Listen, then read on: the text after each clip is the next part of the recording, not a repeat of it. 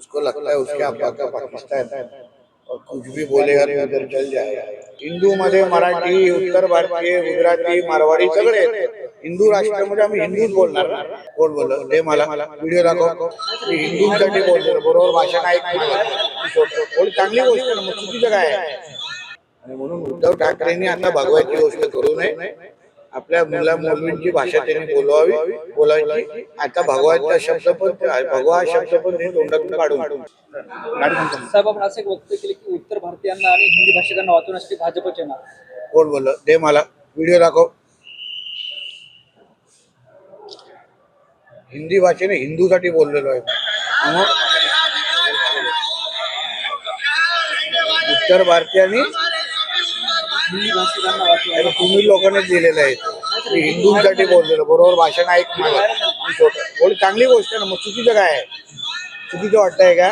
हिंदू का हिंदी हा हिंदू का हिंदू तर तुम्ही काय बातमी केली ती माझी चूक नाही। तिथे हिंदू बोललेलो आहे। हिंदू मध्ये मराठी, उत्तर भारतीय, गुजराती, मारवाडी सगळे येतं।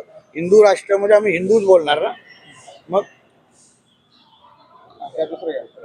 बोल चल, पुढे अडकलास कशाला आहे? नाही झालं नाही हेच विचारायचं व्हिडिओ व्हायरल बाकीचे आहेत ना। सर, असदुद्दीन ओवैसी ने कहा है कि हिजाबदारी महिला ही आने वाले वक्त में जो है भारत की पंतप्रधान बनेगी। नहीं, उसको लगता है उसके अब्बा का पाकिस्तान है और कुछ भी बोलेगा तो इधर चल जाएगा। इसलिए ये हिंदू राष्ट्र में सिर्फ जय श्री राम वाले ही यहाँ पंतप्रधान से लेके महापौर तक बैठते हैं। इसलिए ऐसे सपने देखे हमारे हिंदू राष्ट्र में असदुद्दीन ओवैसी देखे नहीं। काल उद्धव ठाकरेंची सभा झाली त्या असं म्हणतात की अस्सल भगवा संभाजीनगर महापालिकेवर हटवायचं. आपण तो मामू कोण आहे? मग या मामूला मांडीला घेऊन बसलेला आहे तो, त्याचं तर रक्त हिरवं आहे। तर मग अस्सल भगवा आणि उद्धव ठाकरेचा काय संबंध आहे सांग तुम्हाला? आणि म्हणून उद्धव ठाकरेंनी आता भगवायची गोष्ट करू नये। आपल्या मुला मुलींची भाषा त्यांनी बोलायची। आता भगवाचा शब्द पण भगवा शब्द पण ते तोंडातून काढून। सर, उद्धव ठाकरे कह रहे हैं कि जब वो उनके ही थाली में का खाना जो है आज बीजेपी और शिंदे साहब खा रहे हैं, क्योंकि उनके मुख्यमंत्री रहते हुए जो भी स्कीम्स निकले थे उसका सारा श्रेय ये सरकार ले रही है। उन्होंने कौन सा स्कीम निकाला? बांग्लादेशी रोहिंग्या को बढ़ाने का, हमारे महाराष्ट्र में इस्लामीकरण करने का वो स्कीम उन लोग का था। तो उन्होंने तो बाकी कुछ किया नहीं। हिंदुओं को खत्म, कोरोना के नाम पे हिंदुओं की जनसंख्या कम करने की बहुत बड़ी स्कीम उद्धव ठाकरे ने निकाली थी, वो चली नहीं।